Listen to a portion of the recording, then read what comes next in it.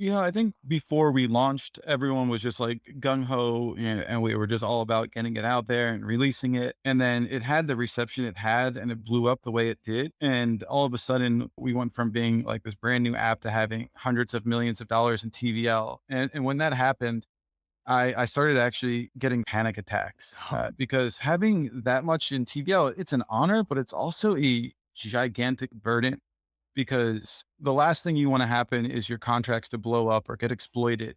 And then people who trusted you, to lose money and, possibly be ruined. That was a huge burden. I was like really struggling with that burden and responsibility.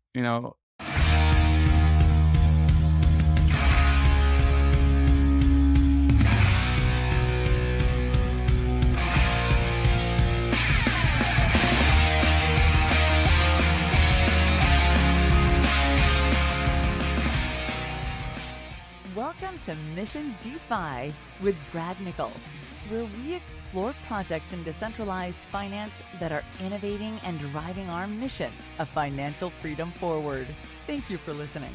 If you like what you hear, please subscribe, rate, and review Mission DeFi and spread the word by posting a tweet to the show. All opinions expressed by Brad Nickel or his guests are their opinions and do not reflect the opinions of Black Knox, Material Indicators, or any other affiliated organizations. You should not treat any opinion expressed by Brad Nickel or his guests as an inducement to make a particular investment, follow a particular strategy, or become involved with any project. A project being featured on the show is not an endorsement of that project in any way. This podcast is for informational purposes only.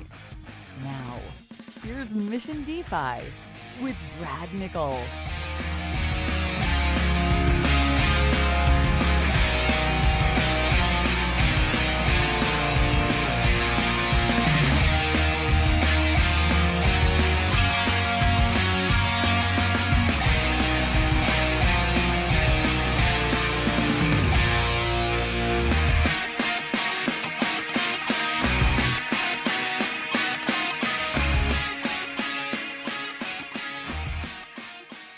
All right, I am pretty excited today to have Scupy Trooples of Alchemix. And full disclaimer, I am an investor in this project. And the reason I'm an investor is because I think the model makes a ton of sense. The first time I saw it and understood it, I was fully in. And I am really excited to have the opportunity to talk to one of the founders of the project and really get an understanding of how we got here and what's next for Alchemix. And so it looks like we have some exciting things to discuss today. So Scupy, thank you so much for being on the show.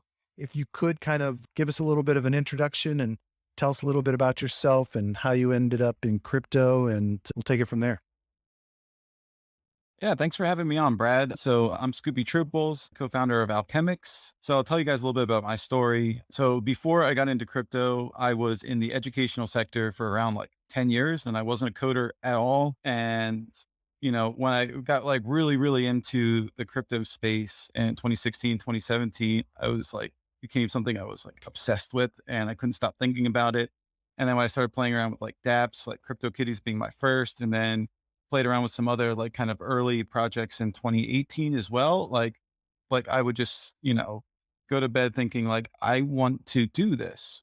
This is what I want my life to be. I have so many ideas for things I can build and I want to get into this space. So when that happened, this was, also I got, did fairly well for myself in that bull market. So I had enough, FU money to quit my job.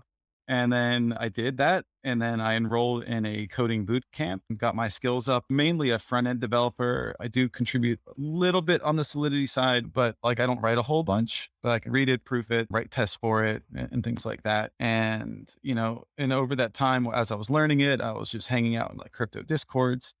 And I got to the point where like, I could, I made a bunch of friends who knew Solidity and had other expertise in the crypto space. And we gelled a lot over the years. And then, in 2020, in that summer, I think it was in May, my other co-founder was like, hey, I got an idea for an application, for a DeFi app.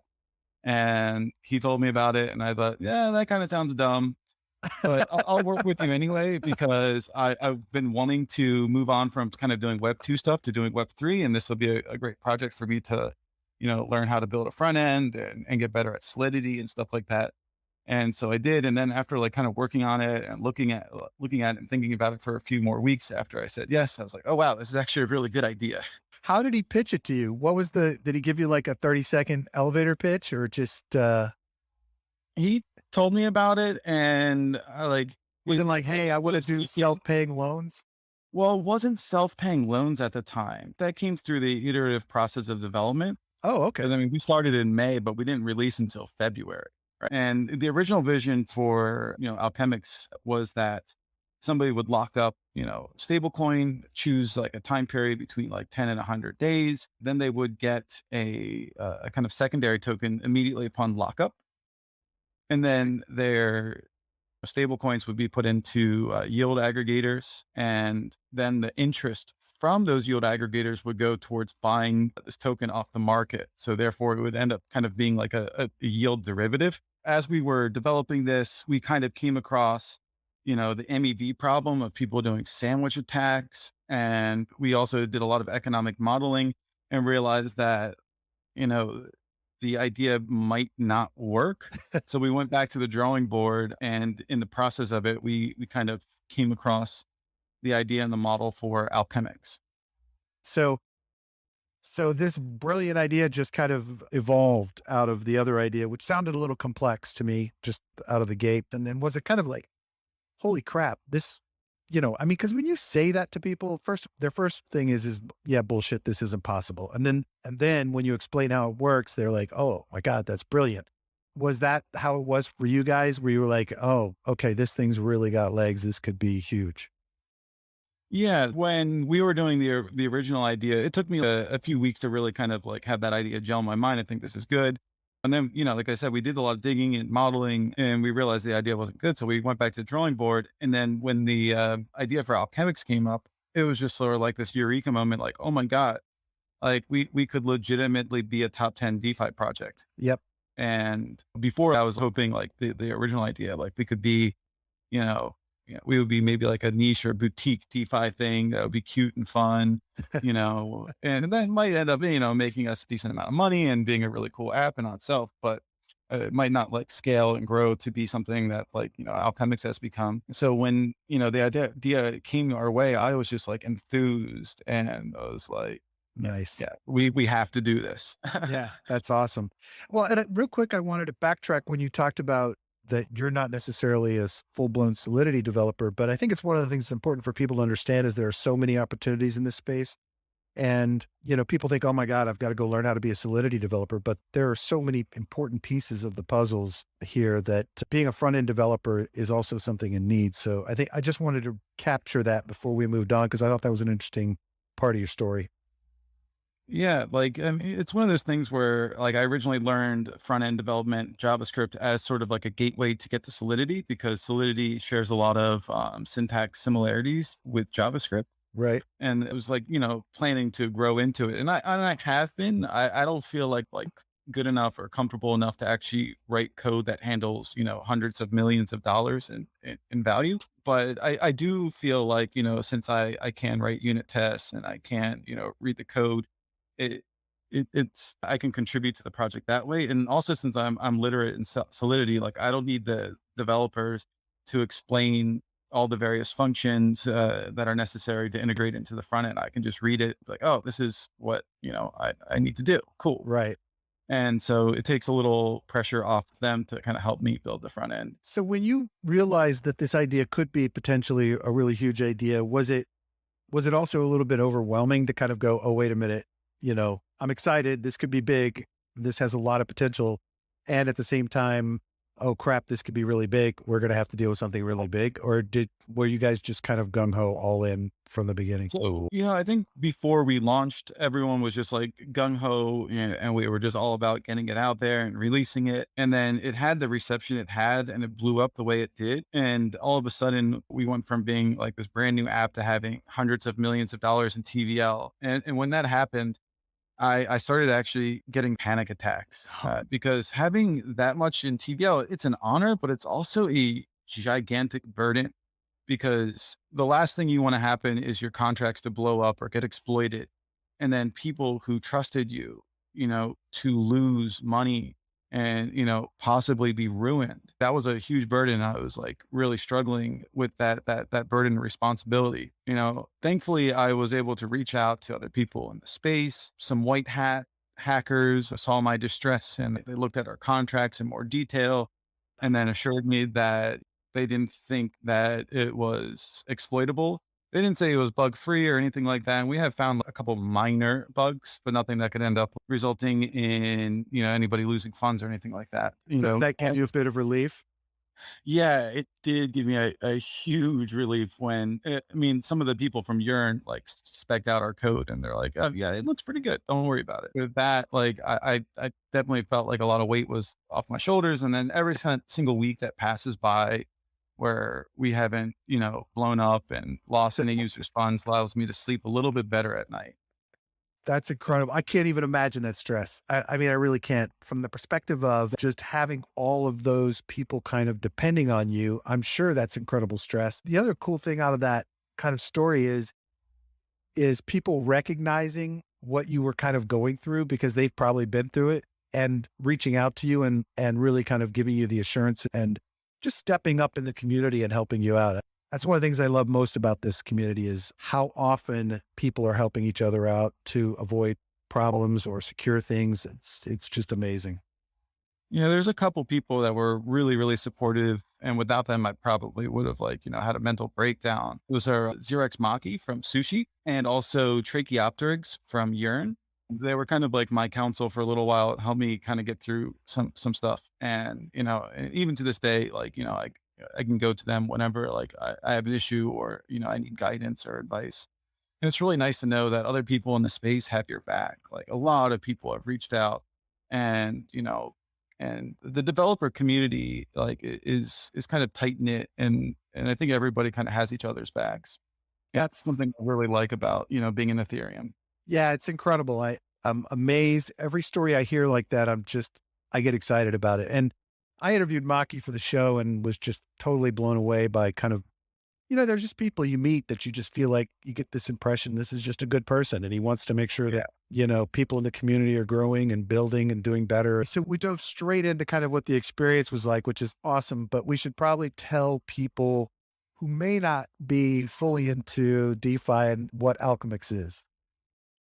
Yeah. So Alchemix is, if any listener here has learned about MakerDAO or kind of like that CDP model, we are very similar to that, but with a twist. We still have you have to deposit collateral. In this case, it's DAI for ALUSD. And then you can using that collateral balance, you can mint a certain amount of ALUSD or ALI that you can just get freely available from that. And then what happens in the background is that your DAI and your ETH is deposited into Yearn and is out to make interest. So what that allows us to do is, number one, since they're mirrored assets, we don't need to have liquidations built into our system. So you can max out your loan and not ever have to worry about it getting liquidated.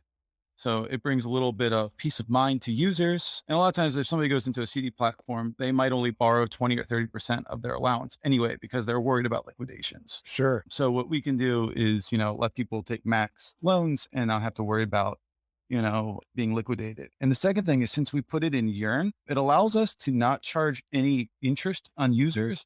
Whereas other CDP platforms will charge you, your interest rate and also origination fees for when you originally mint.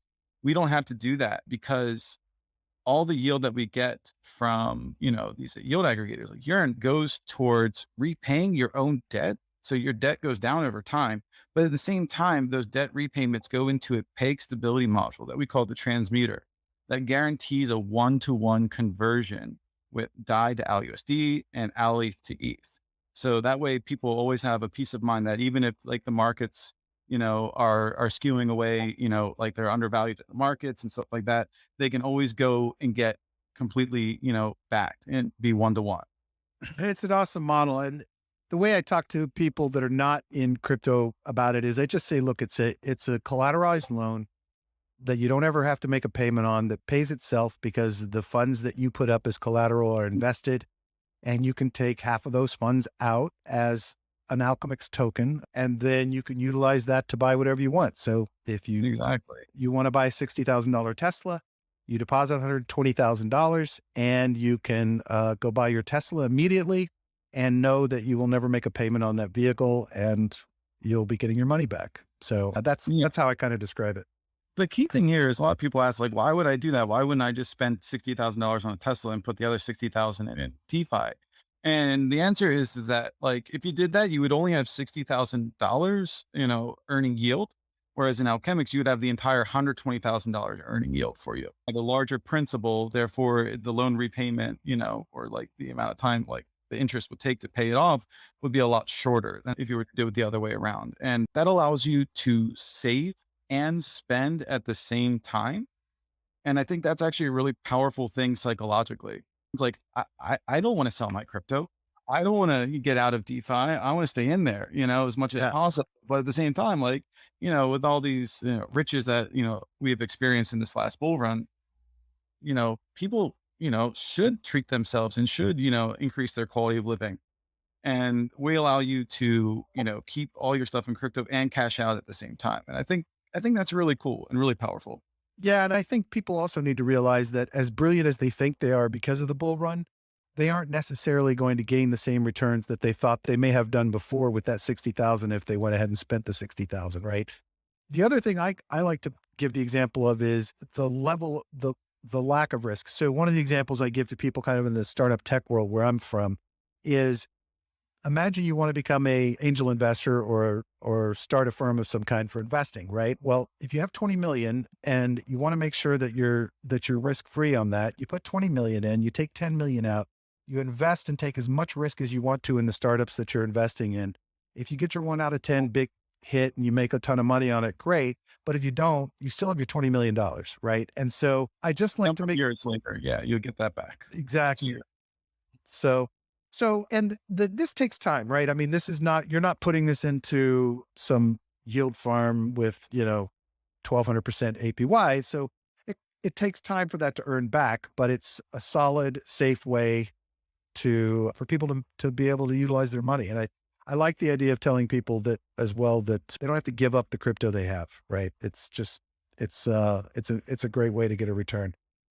I've been curious about, have you guys had anyone kind of in the real world, in the mortgage industry, in the automotive finance industry and luxury housing, whatever, that has looked at this and said, wow, I could use this? Has there been any discussions or anyone come to you that's kind of outside of crypto about utilizing Alchemix as a mechanism? So there was one project that came to us and they wanted to use Alchemist version to finance the purchase of luxury homes and then put those, on the blockchain and stuff like that. So there is that's still like really, I think, kind of far away and something that would be better suited for our version 2 of Alchemix. But yes, there has been some interest in that space. Nobody from the TradFi world. It was somebody from the crypto world that approached me with this idea. So I'm not really sure about how to make inroads with people in the traditional finance world. I remember there's like the finance bros that kind of like stumbled upon Alchemix back in like April. And then there was this big kind of hubbub and battle between, like our crypto friends versus like these TradFi guys. And they were calling us like a Ponzi and things like that. And I tried my best to like explain how Yearn works to them and how we're not a Ponzi and everything like that. And how it's actually a very conservative protocol. And some people were like receptive to it and, kind of flipped their stance, but most of them were just like, oh, crypto's a scam, just the standard thing. It's become very typical for TradFi people to say that just because I think threatened by crypto. Yep. I definitely agree. I think that, look, it's a line to protect themselves from what they see either consciously or subconsciously as a threat. And it's a way to dismiss it. And they hope to paint a picture of something that's illicit or bad or evil or whatever. It's funny. I have a neighbor that's been in TradFi for, 20, 25 years. He works for some big bank. He's developed a lot of financial products, but he goes through this process of boards and reviews and, this nightmare process. And I actually showed him Alchemix, and then I showed him a few other projects that I like in the space.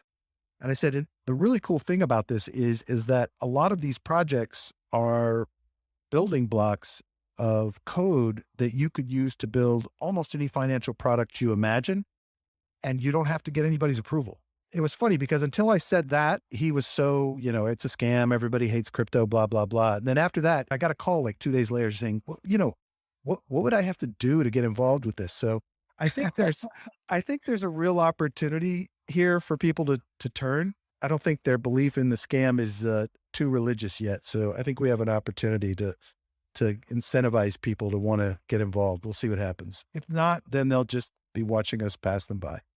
So if I can add, a lot of the design principles of Alchemix were born out of me and my co-founder's experience in the 2018 kind of crypto dApp space. And for those who don't know, before DeFi was a thing, most of the dApps out there were kind of like Ponzi's. I don't know if you guys ever heard of Proof of Weekends or FOMO 3D and apps like that, where you always need more people to get in to buy in, or else the whole thing is going to collapse. Yeah. And, I'll admit that I did participate in those, that did kind of spark my curiosity to get into, dApp development myself. And I did money in those apps, but at the same time, like I started feeling kind of remorse because I saw other people in those discords get completely ruined and wrecked. And I was just like, when I get into dApp development, I don't want this to happen to our users. So the whole Alchemix protocol was built to always get people to be made whole in the end, no matter what. And we have strong guarantees that you won't be wrecked in the end. And that's through essentially the transmuter module is that, it might take a long time, but there will always be inflows going into it as long as there is collateral deposited into Alchemix. So let's say you borrow a bunch of ALUSD and then it, for some reason, depegs. And then you have all this ALUSD and you don't know what to do with it. You can always just stick it in the transmuter and eventually that will be converted to DAI. Mission DeFi is sponsored by Material Indicators. Material Indicators brings science to investing and helps investors make more informed and smarter trading decisions. Their powerful community of thousands of experienced investors is free to join and is available to anyone that wants to learn more about trading crypto successfully. Visit their website at materialindicators.com. That's materialindicators.com, or join their community on Telegram by searching for Material Indicators.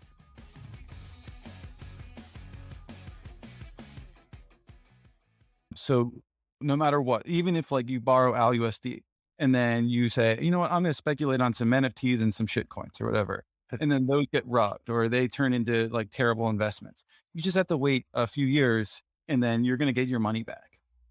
So yeah, I think that's kind of like the big thing about this is you're not going to get wrecked if you use us. You're not going to get liquidated and lose your stack. You're not going to lose your peace of mind worrying about, your health factor for your loan and stuff like that. Like it's just, you get in there, you get your ALUSD, you do whatever you want to about it. And then you just come back later. Yep. And if you want to get that principal back and you already spent all of your, ALUSD and you don't have that capital anymore, you can actually liquidate your collateral to pay off your loan and get the remaining collateral you have left. So it's very flexible. You're not locked into our system for a long time or anything like that. You can get in and out at any time. And I think that's really good because it gives people that flexibility and, and confidence in order to get into our system and know that they can get out if they have an emergency. Yeah. And I think that's actually a critical selling point, right? One of the things that I look for, one of the criteria, but it's not a mandatory criteria, are that a project has the potential to kind of cross over into the real world. That's why I asked you that question earlier. But the other factor is how safe are things around the project from audits, which you guys have even got real-time kind of an audit service going along with your project. And you guys have obviously been vigilant about that. You've been concerned about it. But I think from my perspective, having been in marketing and biz dev and product management a lot of my career, one of the things that was most appealing to me is I think that this is a really compelling message. It's a compelling marketing message, but it's also a compelling just, wow, this makes a lot of sense to me. And I saw the responses people have to Alchemix from all of those perspectives. The, hey, this loan pays itself off, to the, hey, this is really safe. I don't have to worry. I'm always can get my money back eventually. I think all of those things are really compelling and really easy for people to understand. And then it's just a matter of them believing that it can work. And that comes with people seeing it in action and knowing how the system functions, right? So that's one of the primary reasons I've been an investor in the project, is because I think it's going to cross over. I really firmly believe that you'll be one of the first projects that starts getting utilized out there in the real world to more than others will be, because of all of those factors that you guys have built into this. Say a little bit about that. Yeah. That I have been talking to one payment processor that deals with crypto. And right now, because our V1 is that we lock out smart contracts from interacting with it. We did that as a safety precaution because we didn't want some unknown attack vector through flash loans to be able to exploit our protocol. Sure. But in our V2, we're not going to have such restrictions. Not, So that's going to allow other people to integrate, including potentially payment processors and stuff like that. So they'll be like praying and hoping that we can get this done, but like an ALUSD off ramp, or even like a nice like kind of zap that allows you to go from ALUSD to USDC to off ramp, like all in one click. oh, that's awesome. So that I want to get done sometime next year. We have a lot of plans for next year after our V2 is out. And, you know, I focus a lot of the times on the business development side of Alchemix. And so I would like, you know, that to be something that we can get done, because even if somebody could easily, you know, get ALUSD, trade to USDC, put it on Coinbase and cash out or something like that, like being able to do that in like one step, That's you know, huge. through a person app would reduce a lot of friction. And then, you know, I think it'll bring a lot more people who are not like kind of DeFi degens into Alchemix. Exactly. No, I think that's going to be huge. And I think the ability for people to utilize the system in other applications is going to really open the door. I'll probably be trying to do some Alchemix related projects at that point, because I, like I said, it's one of the things that has really been driving my investment thesis beyond the whole function of the system, is that I think you guys are going to break out. And if you all are building that in the next version, you're not only going to break out, but you're going to make it easy for that world to connect. I think you guys can be a really big building block in DeFi, but I think you're going to be a really important building block in the real world. So I'm excited about that. That's great. Let's talk about community a little bit, right? You guys have a pretty enthusiastic community. People seem to be incredibly involved. I know that people are out promoting the project and talking about the project, and they're engaged in your community. First of all, has that been like an overwhelming thing to manage? And have you guys had to grow the team a lot to kind of deal with all of that? And number two, do you see a path forward to kind of being able to have the community even more involved in helping the project or being involved with the project? Yeah. So to just get to your first point. So for like our community, we live basically on Discord, and one of our team members is sort of like a Discord pro. He's like armed with like really powerful bots that help with moderation, Nice. and picking out, spammers and scammers and stuff like that. And he also really loves like making silly emojis and putting them in there. This is our community member, Gorby. So if you're listening, Gorby, thank you for making an awesome Discord for us. That's great. And I try to get into the Discord on a daily basis to engage with people, answer questions, maybe tease some alpha here and there, stuff like that, to get people enthused and excited and in the loop for what we're doing. And now we're, starting to do kind of every Friday doing a fireside chat type of thing, just like an informal little community, gathering and discussion, and, 30 to 50 people will hop in there and we'll just, shoot the shit and talk a little bit with each other, and they'll be begging us for alpha. And it's just a fun thing. And we start playing some games together. So it's a nice community building aspect. We have I don't know if you are familiar with the Yunts. Yeah, of course. No, I interviewed Sath and Berg for the show, actually. I love the Yunts. Yeah, they all met in the Alchemix Discord and then kind of spawned off on their own Discord.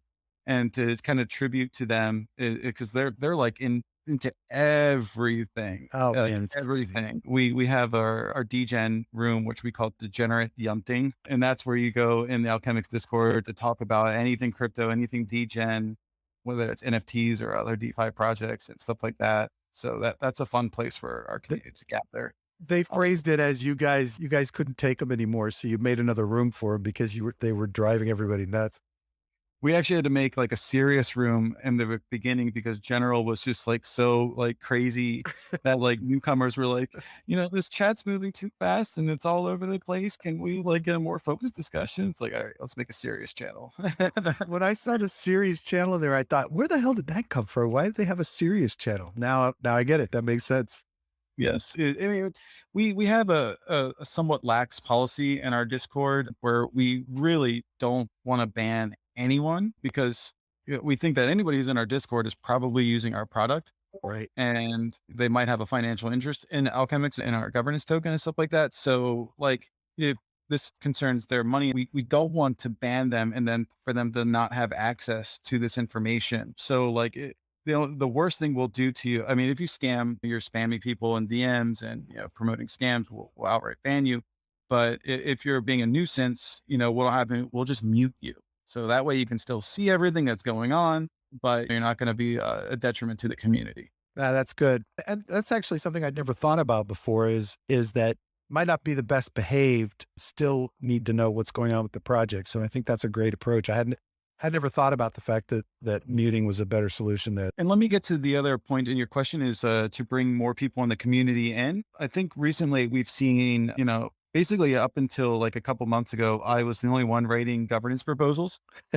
And I've sort of been like chief DAO officer, but recently I think like 3 or 4 of the last 5 governance proposals were written by community members and not myself. Nice. So seeing more activity and uptick in that has been really, and we were planning to, especially when our V2 rolls out, because it's going to be composable and people are going to be able to build on top of it. And we're going to be able to do a lot more things and have a lot more jobs associated with the developing Alchemix is we're going to use this new, well, not really new, but it's been out for a little while, but tool called Coordinate. It's made by the Year team.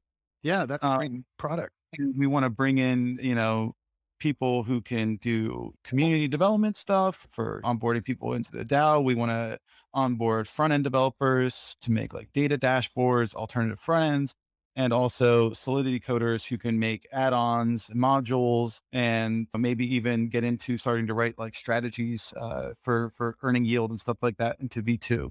Nice. Because V2, right now we're only using Yearn, but V2 will allow us to add any arbitrary amount of strategies that users can choose from. And I can mix and match them. So like if they want to go half into Yearn and then half into some other thing, they can do that, or spread it between 5 different protocols, they can do that. So it's going to end up being sort of like this top layer yield aggregator where people, instead of having strategies selected for them, they can, mix and match other strategies in DeFi so they can build their own yield aggregator. Oh, that is brilliant. That's going to be phenomenal. Wow. Yeah. Okay. And the cool thing is that we're going to be expanding our collateral types beyond just DAI. So basically they're going to be able to put in lots of different stable coins if they have them, or whatever stable coin they have of their choice. And let's say they have like 3 or 4 different stable coins in there, across multiple different strategies. Their entire total deposited balance will be able to be used to mint ALUSD. So it's not going to be segregated for each vault that you're in. Oh, wow. Okay. So you just across all of them. That's great. Yes. So those are some powerful features that V2 is going to enable. Wow.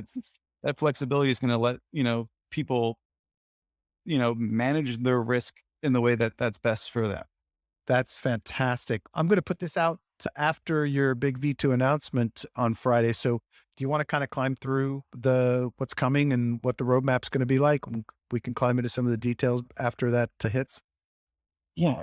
So in our development roadmap right now, we are about a week or so away from code freeze for our version 2 of Alchemix, and we're going to audit on November 1st with on-time verification, who is one of the more premier auditing firms in the space, and even outside the crypto space. They're a serious auditor of other systems, whether that's like airlines or even NASA and stuff like that. So they helped us design and verify our version 2 over the summer. We had like a 3-month stint with them. And after that, now we're doing all the extra work in order to get it ready for prime time, and auditing and all the documentation and all the tests, everything like that. We're working on getting ready. Oh, so you actually, sorry to interrupt, but you actually formulated kind of the architecture and the structure of this thing with them in advance so that you didn't have to clean up a mess afterwards once they had to do an audit. Whereas usually it's after the fact. they were actually engaged with you through the process.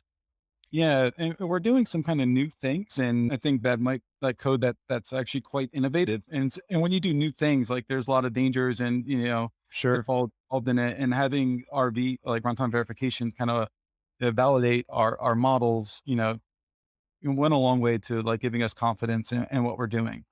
That's really smart. I hope we see more projects doing those kinds of things. Because it's easy to fork someone else and just use ready-made code, but our engineers really like to be on the cutting edge and do things that are new.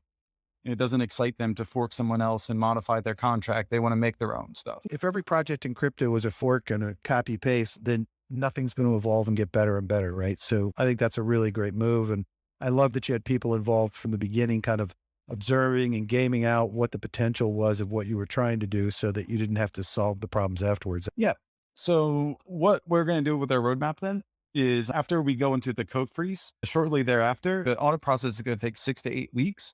And in that time, we're going to deploy onto testnet and open that up to the public. And that's basically going to let people kind of experiment with the UI. They kind of get familiar with it. There won't be any real money at stake in the testnet, but it'll give us a good amount of time to debug any UI issues that come up and make sure that our product is really nice and polished by the time it's ready to come out, which we're hoping for December.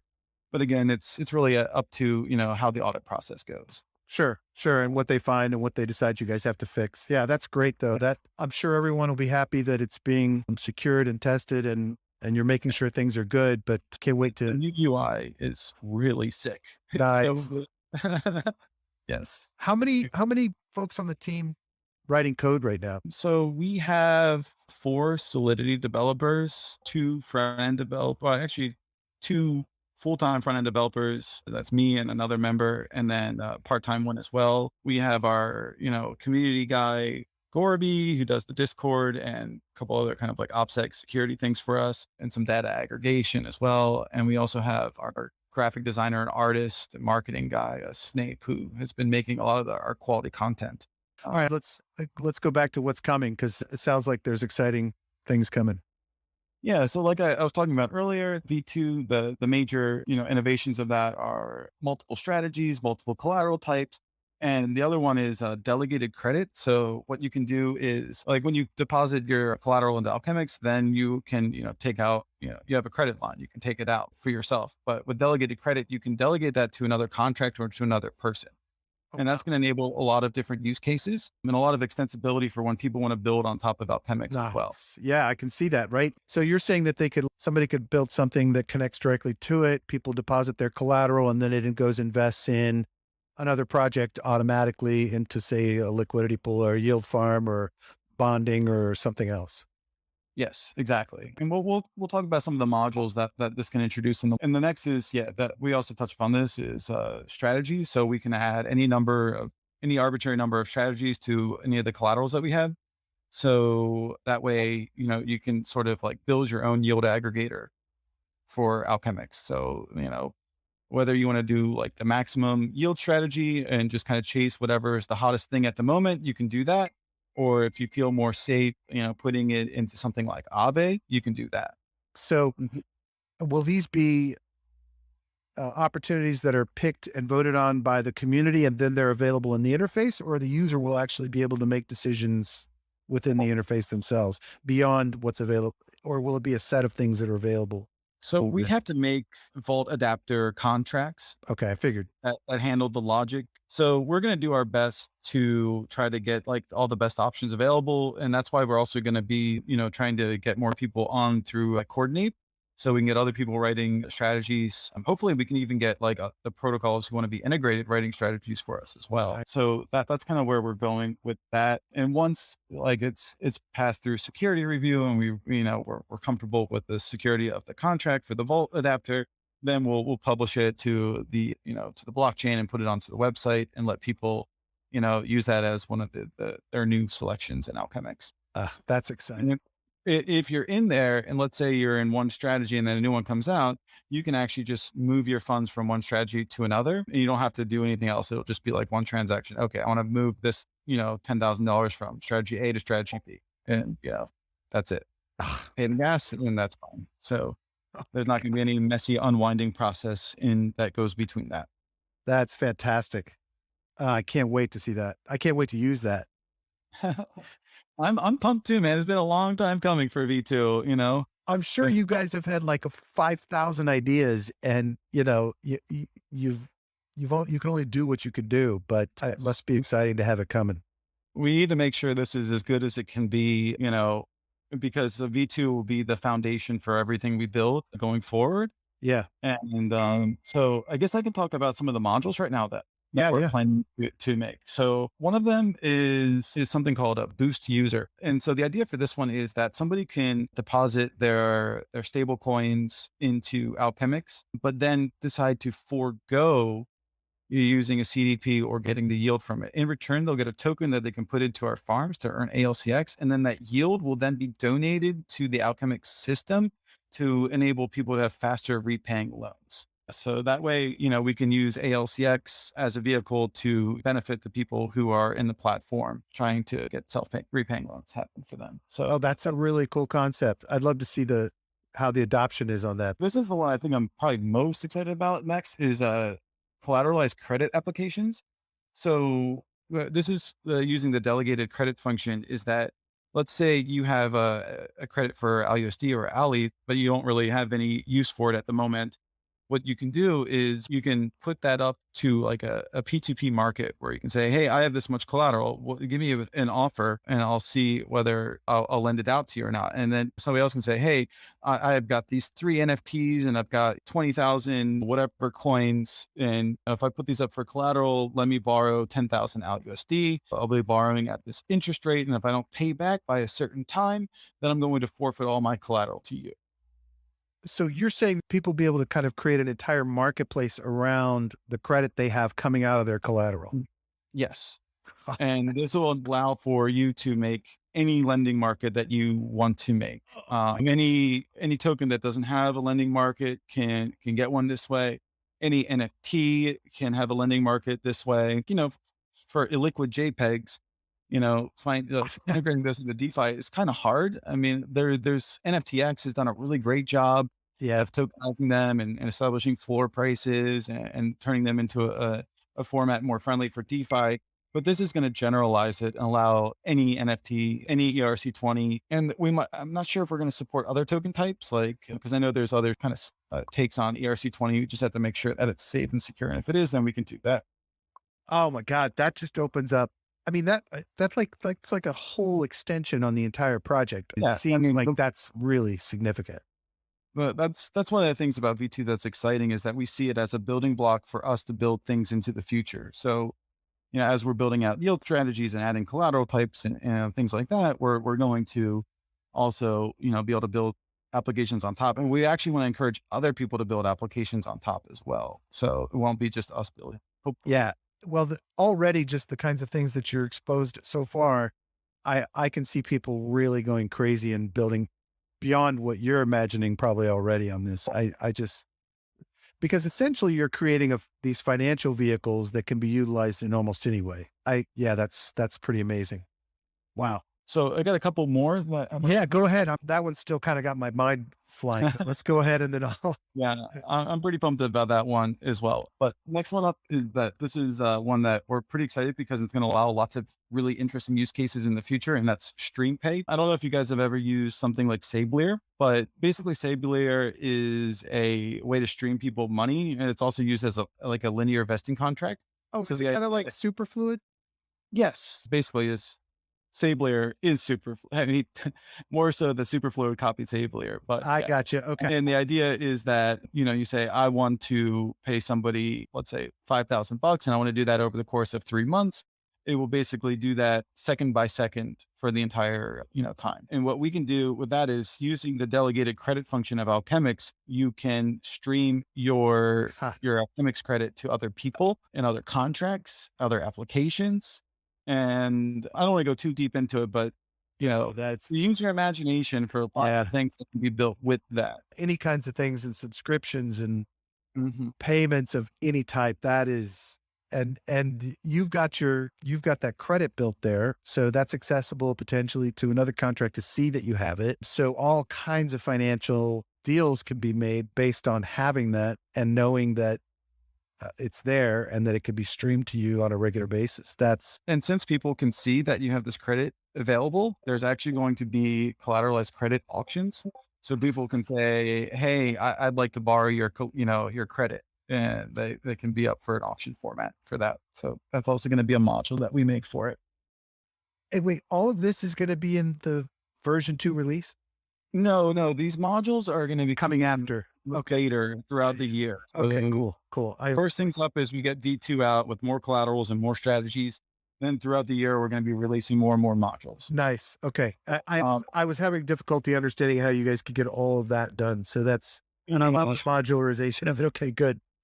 And the last module that we have planned for next year is the recipe book. So as we, expand the amount of collateral types and strategies, it might start getting a little bit overwhelming for users to go through the UI and choose between all these different things.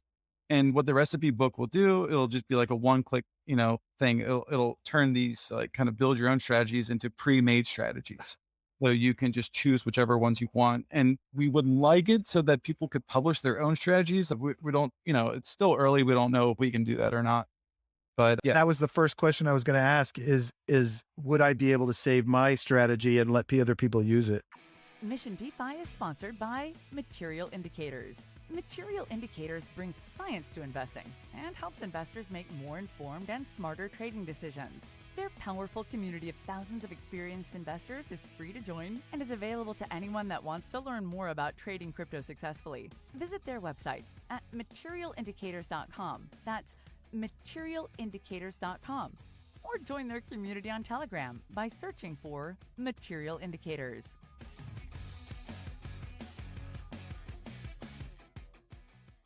I want that feature, but you can't always have everything you want.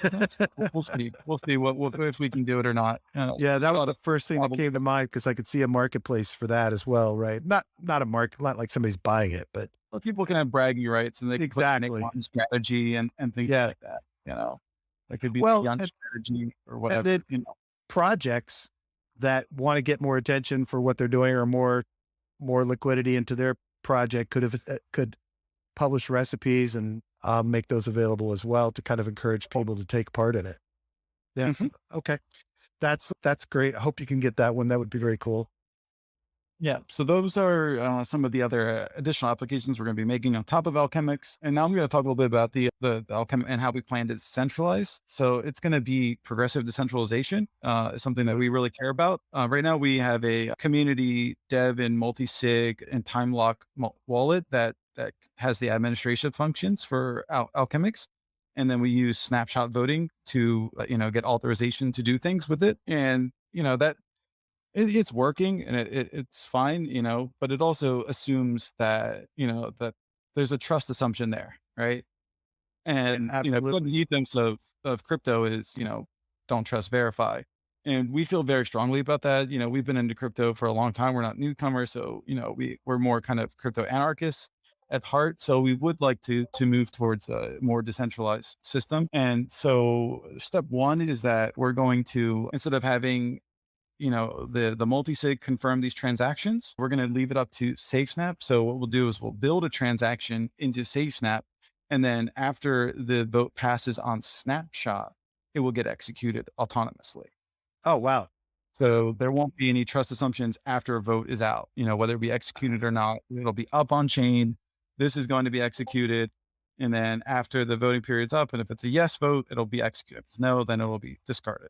Oh, I hadn't even, I didn't even know that anybody was actually doing that. I hadn't run into that yet. That's a real concept. This is a new innovation from the Snapshot team. Nice. That's really great. So that way, essentially you're going to pre-build the strategies or whatever it is that you want to deploy. It'll be ready to go. People go into the snapshot and say yes or no. If they say yes, it's out there, it's live on the blockchain. If it's a no vote, then it just gets killed. That's great. I love that. So that's going to be step one to our decentralization. Step two is we're going to get that coordinate community. Hopefully we're going to get that growing and get more people involved.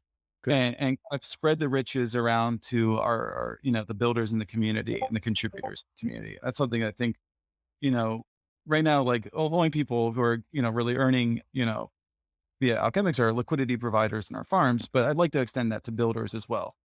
So how do you kind of envision that? Would people submit proposals for something they want to build for the project to kind of a la sushi or whomever, and then they ask for a certain amount of money and the community votes for it? Is that kind of what you're thinking? So with Coordinape is basically you get a bunch of people into a Coordinape instance and they have a token that's called Give, and they monitor themselves. There's tools that show who's giving to whom, and tools to show like who's doing what and contributing what to the protocol, so people can see these things and then give these give tokens to other people. And depending on how many give tokens you've received by the end of a period, then whatever money's like in the pot for that month's like budget for Coordinate will then get distributed to people based on their give tokens they've received. Oh, so it's just a proportional amount of what's there. That's great. So the community's basically saying, I think this was worth X and this was worth Y, and cumulative And votes on pump that. it up kind of like jobs that we want done to give people guidance as well. Nice. Yeah, so that's something that we're kind of like experimenting in beta with just a couple community members right now, so we can sort it out, figure out how it works, and how to get organized. And then once we're ready, we're gonna open that up to more and more people. And lastly, and you were just talking about this a second ago, it's a grant program, and that would be more of along the lines that, hey, I have this idea, I want to build it, and I need this much funding, and then that would go to governance, and then that person would get like an ALCX grant from the governance in order to build it. Okay. Awesome. That's great. Wow. I mean, these are, And it's like, we can actually use stream pay if we want to, so to make sure that nice. the person gets it done. Like we maybe pay some up front, and then the rest of it can be based on conditional logic of whether they get it done, whether it's up to a certain standard and things like that, what to get the rest of the payment. So That's great. I love the combination of all the building blocks here.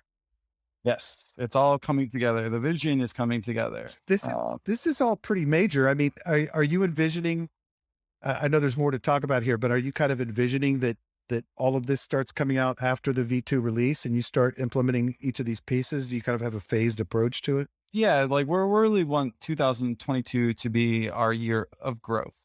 Right. And we want to involve the community. I think having like a core team, of like fewer than 10 people trying to manage all of this is going to be too much. So that's why we want to build together with our community. That's great. And getting these structures in place is really important for enabling this. Yeah. To make it work. Absolutely. And so the last big piece that I want to talk about as far as like app development goes is the actual Alchemix DAO. And so this will transition us to a fully on-chain decentralized organization, without, any administrative, functions being retained by the devs or anything like that. And what this will do is what, let me talk about it on a high level.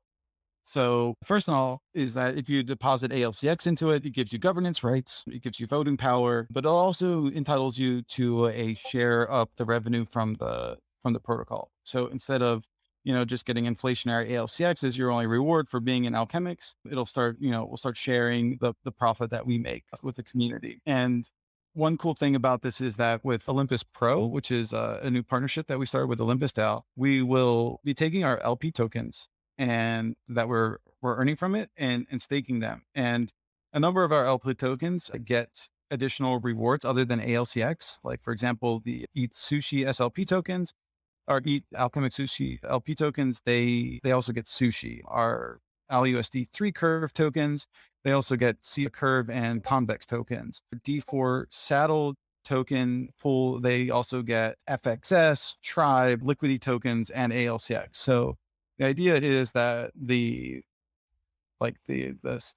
what's earned from the protocol controlled liquidity is actually going to become a dividend for, our stakers in the DAO.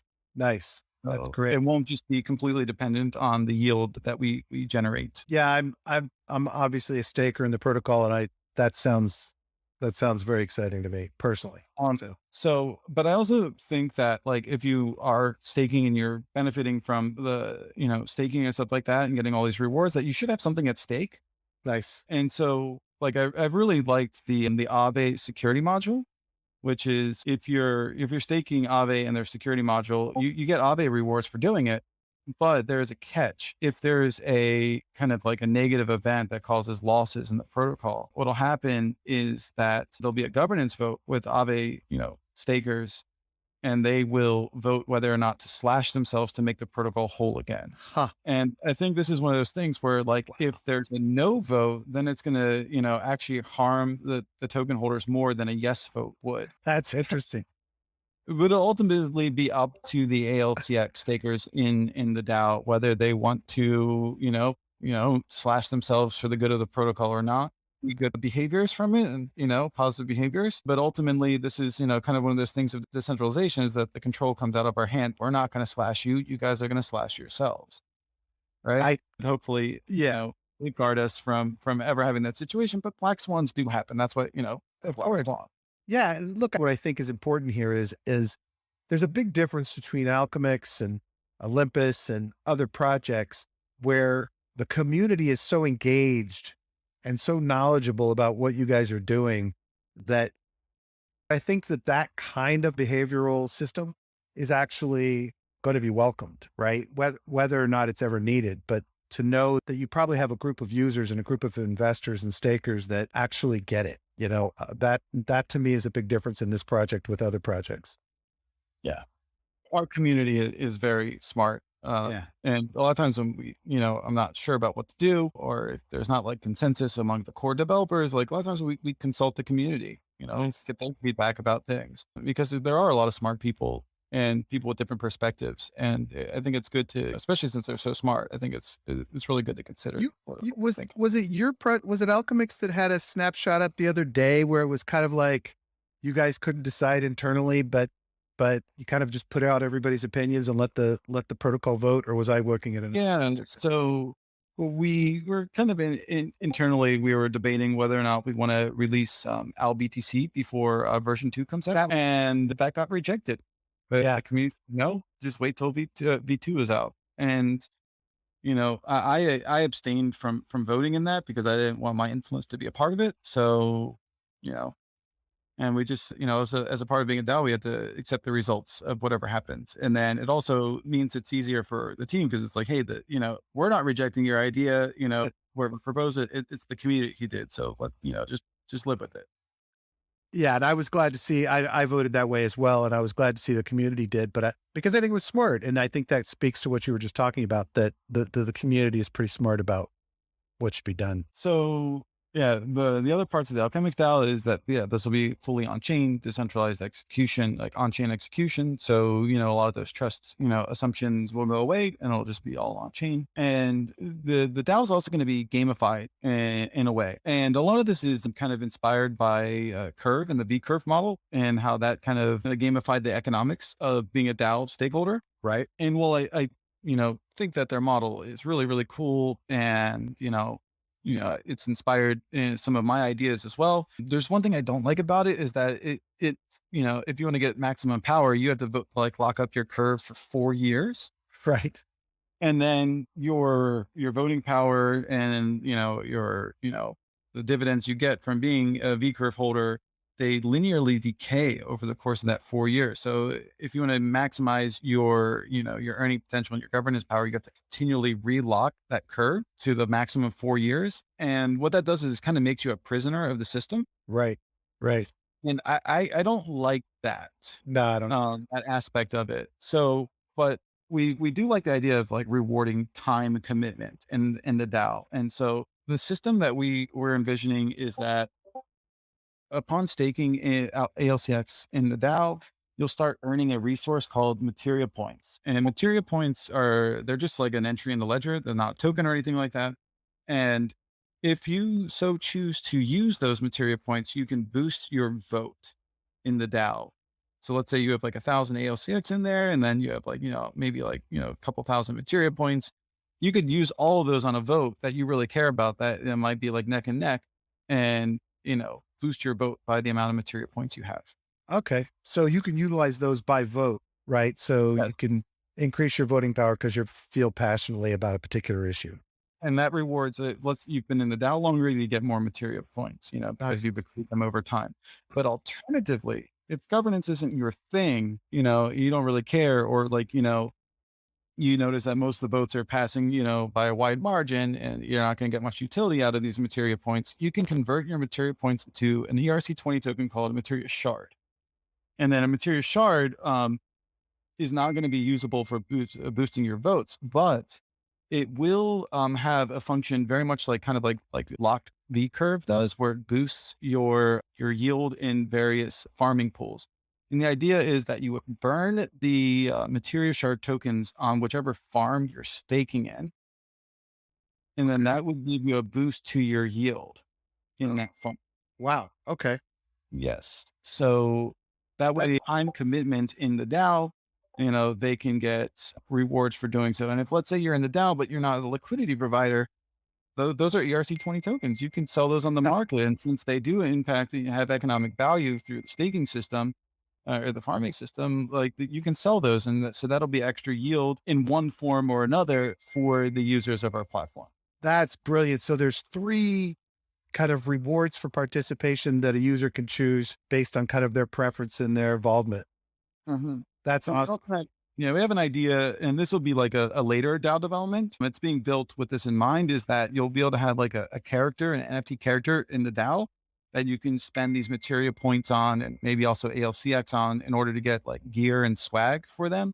And then based on like kind of like your appearance and like the rarity of your gear and stuff like that, you'll get extra boosts in the farms as well. That's cool. And that's perfect for this community. Yeah. So, and then, long term, like me dreaming is like turning these characters into like characters in an actual game. I knew you were going to say that. Yes. Seriously, because that's the first thing that popped in my head. That's awesome. That's not a 2022 roadmap thing. That's more like Scupy's, dream. Yeah. The rest of the team is like, no, don't even mention like D&D RPG type of game and stuff like that. That's so cool. That's what I want. That's what I dream about at night. Well, and something like that'll get people so deeply engaged with the project. That's like a lifetime thing. That's great. That's awesome. So going from there are still more things on the roadmap. Yeah, man. I'm looking at the bottom. I'm looking at the bottom of this chart you shared with me, and I'm actually really getting excited. So go ahead.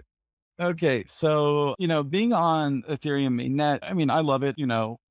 I wouldn't call myself an ETH maximalist, but I would say I put ETH before anything else. Right. It's my bay, but we are going to go multi-chain with V2. I think initially we're going to target Arbitrum and Polygon because they have the most alignment with the Ethereum community. Sure. Also looking at Phantom, Binance, Smart Chain, Solana, Avalanche. And the reason is that we want to go to those places because if we don't, someone's just going to fork us. Exactly. Yeah. And you already have some copies out there, I think. Yeah, let's not mention them. No, I'm not going to mention any names. But I think that's smart. And I think it makes total sense. You guys created the model and you should control the model, but the brand Alchemix should be the one that's doing it. And I think that makes total sense. I think if someone is going to fork us, we have an open source GPL3 license, so anybody can fork us if they want to. But if you are going to fork us, innovate on us. Don't just copy pasta. The same thing. That's so annoying. You like sushi, innovate, do something new. Exactly.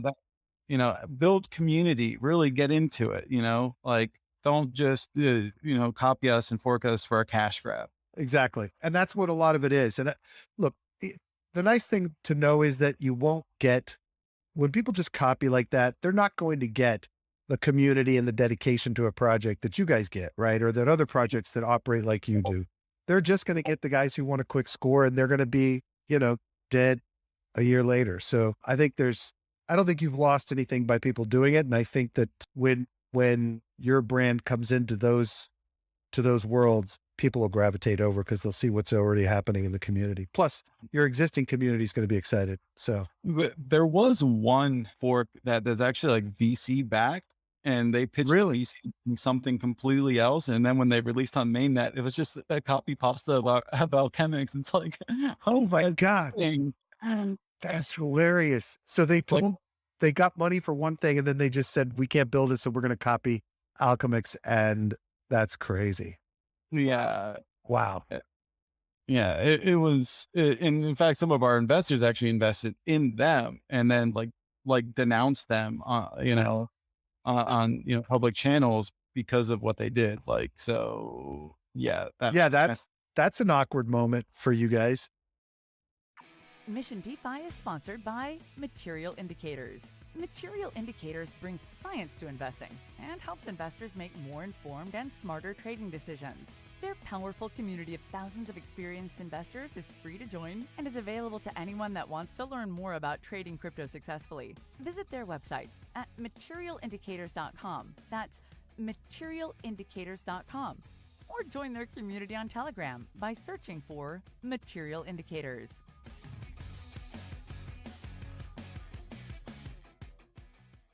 I was like, yo, why are you guys investing in a clone? Like, wait, we didn't invest in a clone. And I'm like, check this out. And they're like, and it was even so bad that like we have an infographic that describes like the flow of Alchemix and how the contracts work.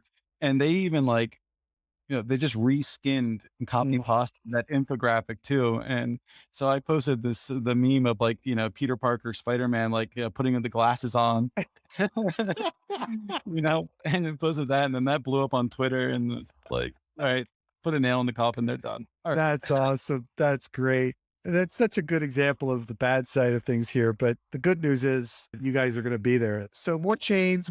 I'm not going to ask you for definitive dates or timelines there, but do you have a general idea of approaching those?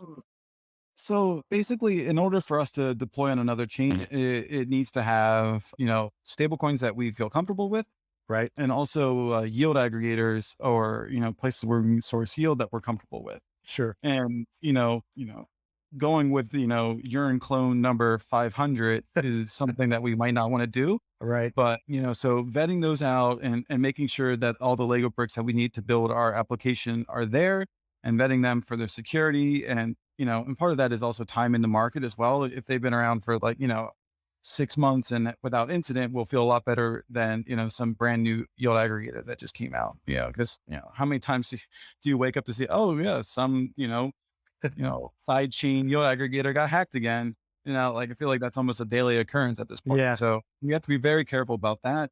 But once we, vet those and, things like Aave, things like Curve, things like Urine are expanding to other chains. Yep. So, with that in mind, like we're, as those building blocks, those Lego blocks move over to other chains, it's going to make it really, really, really simple for us to port it over. Right. Because it's already the same code. They're just moving over to the new AVM compatible chain. And Yeah. it makes some sense.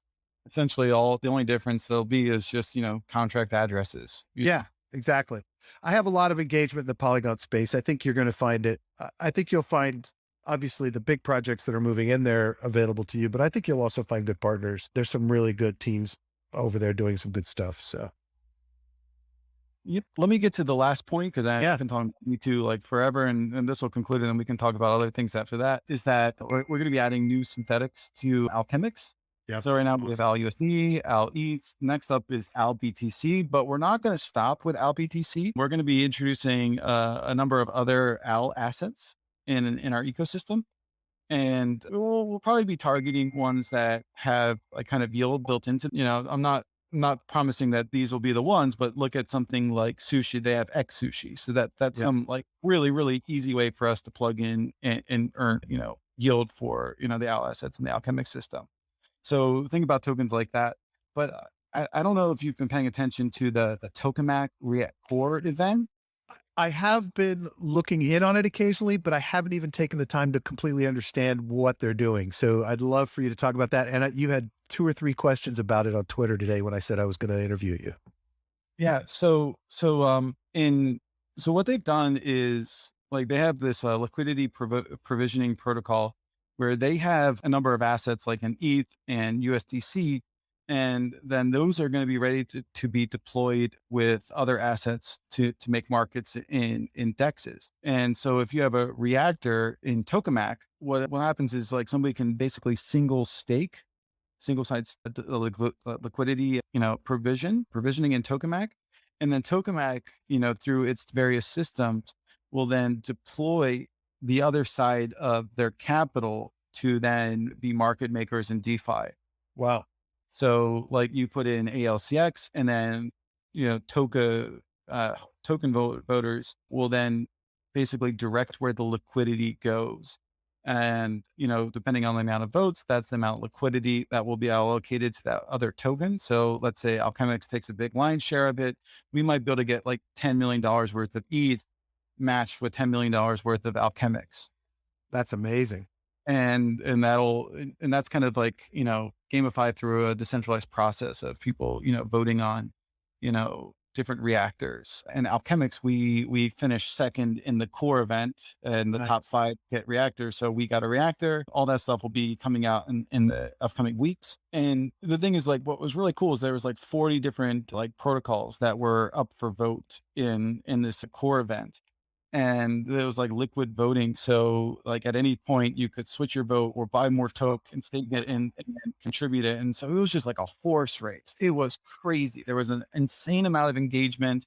There was like protocols fighting to acquire more tokes so they could get more, and communities to get more toke to get their token listed on the reactor and things like that. And thankfully our community, like really, really pulled through for us. And, we are super grateful for getting that because, part of our, like business development strategy is to kind of like lower our dependence on liquidity mining for, to enable our markets and stuff like that. Sure. And having Olympus Pro and Tokamak are two very, very, very, very powerful pieces Yeah. that are going to enable us to kind of clamp down on the inflation. And I think that's really powerful because you see like, all these protocols that do liquidity mining, and they all kind of follow a very similar chart pattern where there's a lot of like initial hype and, price appreciation as like, the yields are really good. And then like the toxic liquidity kind of flows in and those people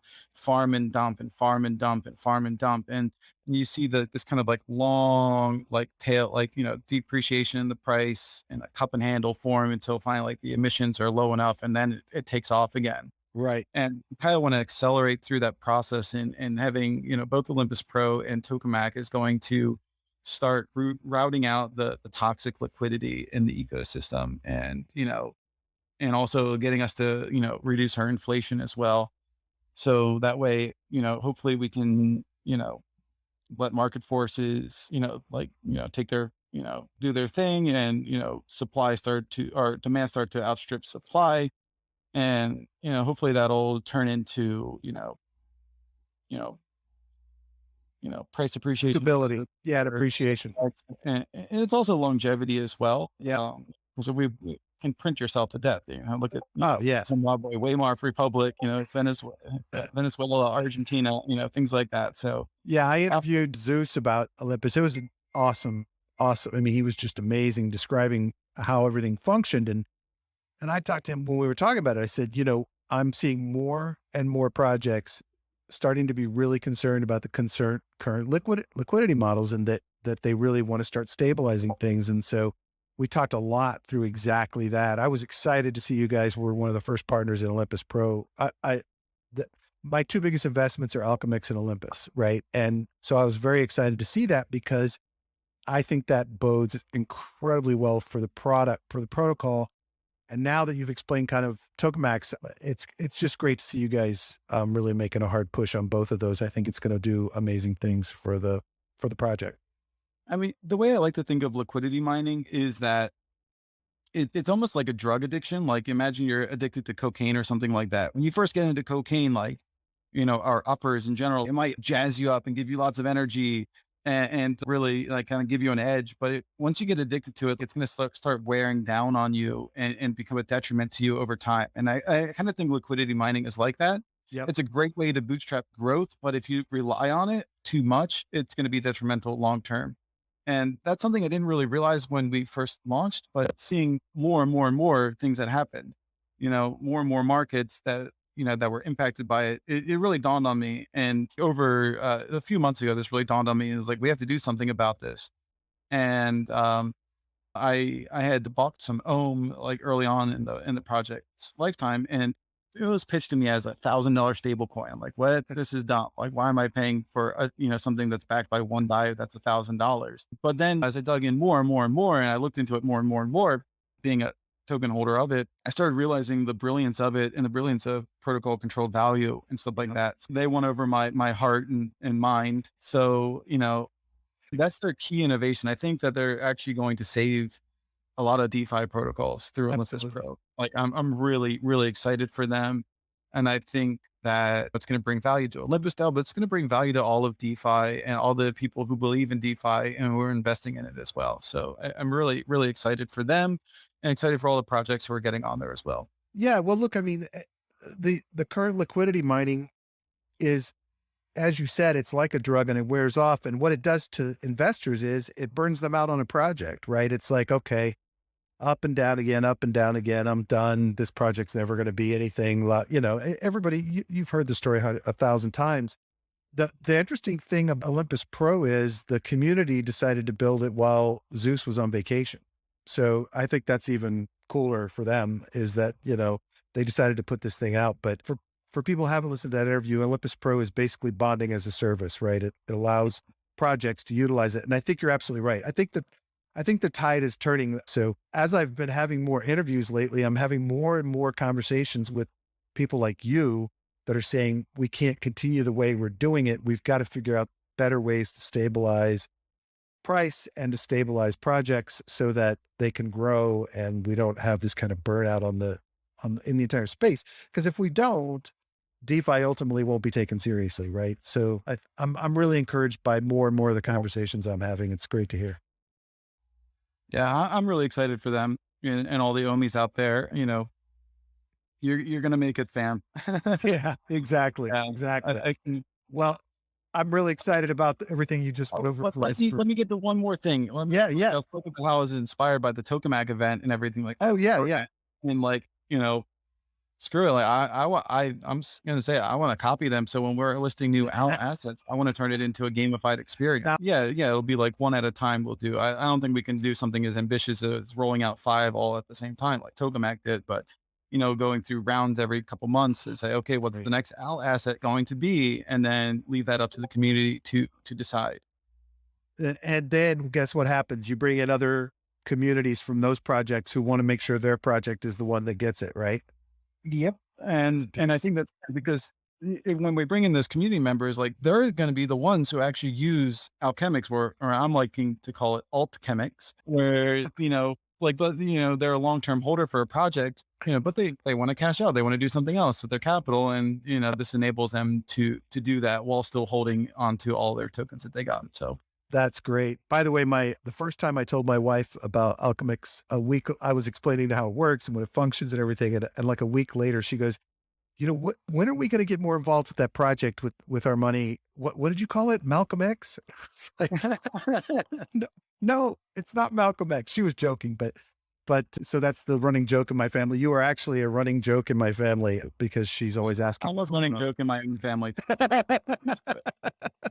Aren't we all? Aren't we all? At least most of the husbands. That's a great idea though. I love that. I love the fact that brings more people in. It gets more people involved in the community and checking you out. Yeah. So that's our vision for 2022 going forward as well, and V2 being what it is, it's going to allow us to be staying on the cutting edge, adding new yield strategies whenever they come up, and, being competitive with whatever new things that are coming out. So that's great.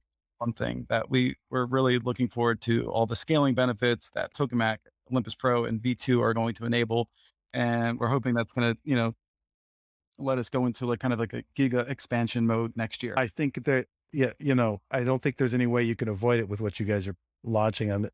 I think the community is going to go bonkers when they hear everything you're doing. It's truly amazing. That's really, I'm very excited. I'm going to be, doubling down, I think. Okay. Investment advice. Is that investment advice? Absolutely. I do a full warning at the beginning. I have a pre-recorded voiceover, so we'll make sure everybody hears that. So I had a few questions from Twitter. Let's hit those, and I'm going to let you get back to your life. Let's see if there's anything here that we haven't answered yet. So Chase Devins of Masari had a few questions. Of course, when version 2. The next question was, will version 2 be marketed at regular DeFi users or protocol treasuries? Yes. Okay. I think that's obvious. I think from a functional perspective, it's obvious that it will be, because those cross integrations will allow you to gain more community members, right? Yeah, we really, really think that, because a lot of treasuries, they hold, stable coins on their balance sheet and things like that. So like if they can put them in and Ether as well, if they put them in Alchemix, they can just continue to save them, but also free up some capital to do operations or grants or other things. And they know that they're going to get that back eventually. So Yeah.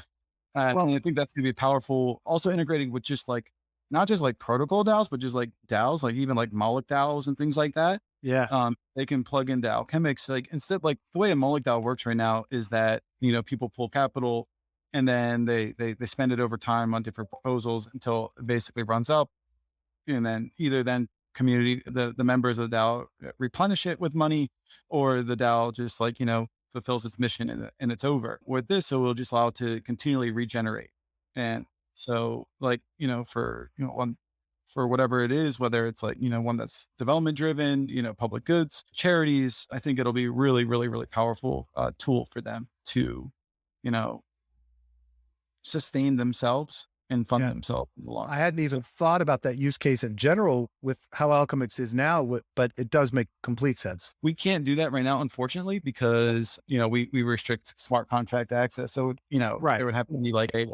a user, Right. managing it. And that's not very DAO like. So No, it isn't very DAO-like, but there's also a lot of unvested money sitting there that's could probably be better used. So, but yeah, you're right. and then Right. also with the partners who get into Alchemix and stuff like that, they'll be able to toss their team tokens in there and then fund operations that way. Nice. I love that. That I think that's going to be a really big thing that like, it's not just the token holders for those various projects that are going to benefit from it, but also, the actual projects themselves. So We talked about the Olympus Pro integration. Chase wasn't very specific beyond that. He just wrote Olympus Pro integration. Do you have anything else you want to kind of get into about that? But I think we've kind of talked about the why and what and when. So I don't, yeah, right now we're only purchasing the ALCX Eat Sushi Swap LP tokens, but we're going to be expanding that into our AL asset markets as well. So our AL USD curve, our AL ETH LP tokens, and any other, AL assets that we launch in the future, they'll hit their ground running with Olympus Pro. So that way we'll have, better, liquidity provisioning inflows compared to, mercenary capital people coming in. cool. He's got a lot of questions. And they're actually all pretty good. He wanted to ask about mitigating flash loan attacks when composability is opened up. So we are working with runtime verification with that. And, but that's definitely one of the things that we're concerned about most. We have some safeguards built into the system that if there is like some type of flash loan attack, it's going to mitigate the damage substantially. And that'll be, automated into the system itself. Nice. So that's there. And then if runtime verification deems that we need to whitelist contracts or other things like that, we're going to take their security recommendations to heart and do whatever they say to protect our users. And that'll be dependent on, the results of the audit and all their testing and modeling and stuff like that. So, if they deem it to be safe, to be completely permissionless and open, then that's what it's going to be. But if, they recommend some more security layers, then that's what we're going to do. So security is what we care about most. You're nothing if you lose your users' funds. Hell yeah. I like the priority, and is one of the first things we talked about today. He asked about plans to deal with ETH gas fees, which have I been think insane lately. I just like by expanding on to other EVM compatible chains, it'll basically give, users who, are not dolphins or whales a way to benefit from Alchemix. Cause right now, like if you go in with like, like $1,000, and you pay $300 in cash to get in and mint your AL USD, like it's just not economical. No. You have to go in with more size. So I think there's nothing we can really do on layer one. I mean, other than hope that ETH2 scales and kind of deals with these things, and also more transactions move to roll-ups and L2s and things like that to kind of take the burden off of the main net. But I think the optionality of being able to go to like an Arbitrum or a Polygon is going to address that issue for, some of our, users who, are not as wealthy as other ones. Yeah, absolutely. And I think I definitely would. There have been people I've talked to about the project that I wanted to get involved and engaged, and they're like, oh yeah, I'll give it a little try. And then, when you look at it, it's just too difficult. So I think it'll be exciting to have lower fees on like Arbitrum and Polygon that give people an opportunity to play. So Back in 2018, I thought 5 Gwei was expensive. I had, I think I had Gas Now open yesterday because I was trying to transfer an NFT and it was like 218, 190. And I was like, this is just nuts, dude. It's not even worth the hassle. And then he wrote what I assume is a rhetorical question: who will rewrite the econ and finance textbooks to reflect the new borrowing properties that Alchemix introduces? And I agree with him. I think you guys are going to have a big impact in the real world with how you're building this thing. So now I'm more convinced of that. I think what we're basically, offering is sort of like a home equity line of credit without having to have an investment property and managing it. Exactly. All the value and none of the hassles. Yes. Great. Tapcrypto.co. How will Toke Reactor benefit the ALCX project? We already talked about that. Marketing plans to take market share away from larger players in the space, such as Maker and Compound. Yeah. So marketing wise, our marketing guy Snape has been going off on this secret project for quite a long time. And he's making like incredibly high quality like ads and assets and things like that. And we're going to share those and launch those out when V2 is out. I also think that through our coordinate instance, getting, people like who are community members who can like do education and drive engagement and stuff like that, they'll also be a part of the instance as well. So not just builders, but people who contribute in other ways, like by building awareness and stuff. So, hopefully doing some guerrilla marketing that way. And also, having some really high quality marketing content as well will do that for us. Yeah. And I frankly think in DeFi, look, I've spent a lot of years doing marketing or managing marketers. And so I do believe that it's necessary, but I think in DeFi, some of the best marketing is your community and is partnerships and business development. Right. And if those kinds of integrations you're going to make happen in possible in V2, I think are the kinds of things that will really drive the most to you. And then I don't think it's a matter of how do we take market share away. It's just a matter of people saying, yeah, you know what, this thing looks really good and it's actually connected with something I'm already involved with. So I want to be involved with it too. So I think looking at us like as a compound or make like a competitor is not really, it's like that happens. it's not like maybe more so with like MakerDAO, but MakerDAO does have like, quite a lead, and their CDP model, they can take any asset to mint DAI and, they have liquidations and interest rates and stuff like that. Whereas we don't, but I think that might scale like a little bit better than Alchemix, because, in order to make one ALUSD, you have to put in 2 stable coins, Right.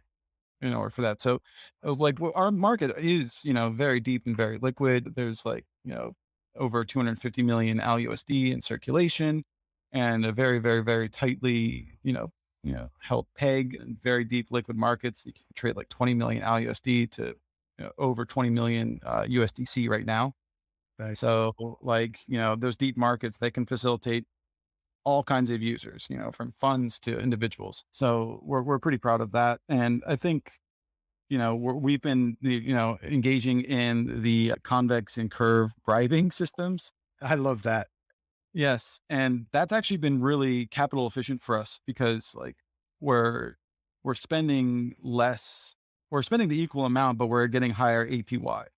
Right. Than just having Alchemix tokens. And then, that also benefits the V curve holders and benefits the convex token holders as well, because they get kickbacks for it as well. So it benefits them and it spreads the wealth to other participants. So I think that's really cool. Yeah. And look, I mean, I think that's what makes all of DeFi win is the fact that there are these mutually beneficial integrations happening that all of us will benefit from. That was all the questions from everybody else. Is there anything else you really want to touch on before I have one last question that I ask everybody? I think we've covered a lot today. We have covered so much. This is like interview. This is like an epic interview. I cannot wait to drop this. The question I ask everybody is, and I think you've already kind of touched on some people that fit this, but if not, if you have others, feel free to say it. I always ask everybody who are people or projects in the space that you think are just really critical to all of us kind of moving forward and advancing DeFi. that may be well known or that you think maybe aren't as well known as they should be? Yeah. So I always like want to, give shout out to the two DeFi apps that really, really got me into DeFi. And those are Synthetics and Curve. Nice. Uh, That's I really interesting. Synthetics. Yeah, they started liquidity mining. People think it was compound, but they were doing it before anyone else. I've become, a pretty decent sized shareholder of Synthetics because of that, also, accumulating over the years. So, pay homage to Kane from Synthetics and their community. They're awesome. Some lesser known ones that I'm really jazzed about, or newer ones rather. Obviously, Olympus DAO. I don't think they're lesser known. I think everybody knows who they are by now. I think they're really cool. Really psyched about their Olympus Pro, expansion. Really excited for Tokamak and for their reactors to go live. I think that's a really, really, really exciting project. And the other one that I think is really undermentioned, but also really, really, really awesome is Rary Fuse. I love that. Because like right now, like if you want to get on the lending market, you gotta like jump through hoops to get on Cream, Aave, or Compound and stuff like that. Whereas Rary Fuse, what it does, it's like a factory contract for compound markets. So anybody can spin up their own lending market on Rary Fuse, approve whatever assets they want to, designate them as borrowable, as collateral, or both, and and control the interest rate models, the fee models. And I think that's like a really powerful tool for individuals, Yeah. to kind of make their own market. Like I know there's a DeFi whale out there, Tetranode, and he has a really, really popular pool in Rare Fuse. And then there's also, I know another stablecoin project, Fei. They complemented their model by making a Fei lending or borrowing and lending market on Rare Fuse. So that way they can have the model that they launched with, but also have a complement to it that's more akin to something like a MakerDAO as well. Right. And I think that's really powerful. And, any token, like let's say like you want to get your token on a lending market, but you don't want it to be a borrowable collateral. So people can short it. So you can control all that and make healthy lending markets for your own protocol. And I think that's just like so powerful. Yeah. It democratizes these credit markets. And, the Rary team is probably one of the best teams in all of crypto. They're absolutely crushing it. They're really, really nice guys too, and they're all like, they're really like super smart too. Like Yeah. they got this collective of young guys and they're just crushing it. I have so much respect for them. The same thing when I was 20 years old. Right. Look, didn't exist at that time, but yeah. They have been at least 50% of the answers to this question at the end of my podcast. Rari has come up, and I had not taken a deep enough dive into them until the last few weeks, and just blown away by the power of what they've allowed people to do. And I've got to get them on the show. I really want to try to get an interview with them. So I've got to reach out. I haven't done that yet, but Sad they didn't make it onto the Tokamak thing. They were in the running at one point, but they didn't make the final cut. I think they'll probably definitely be when next round. Another core event in a few weeks or a month or two or something like that, give their team a little rest, Exactly. But I think they'll definitely get on the next one, and I'll definitely be giving, them a share of my votes for sure. Because I am a fan of their platform. That's very cool. I think those are great answers. I love your choices there. Scupy, thank you so much for giving so much of your Thursday morning to us. Really, really appreciate everything that we've discussed. I'm more excited than I've ever been, and I was already a big believer in what you're doing. So I think we have some amazing future happening for this project, and I think people are going to be blown away.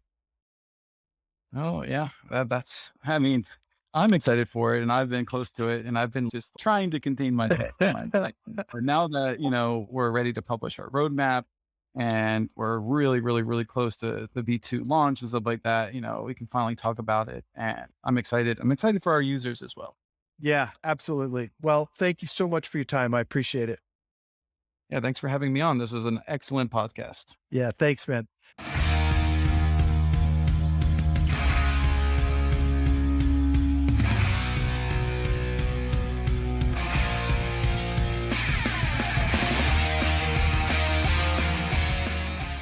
Sometimes it's difficult to understand everything that it takes to pull off a big project like this. And we got some really great insights today from Scupy on what the experience was like, what the stress was like, but we also got to have the experience of understanding how he's going to take this project forward, and the whole team is working together to create something truly amazing. I'm obviously biased. I'm a cheerleader for this project, but I believe that it is going to be one of the projects that really breaks the barriers into real life because it has use in real life right away. I want to thank Scupy and the team, and thank you for listening. If you liked what you heard today, please share it, subscribe, rate, and review us. Anything you can do helps us spread financial freedom and lets people know about innovative projects in this space. Have a great day.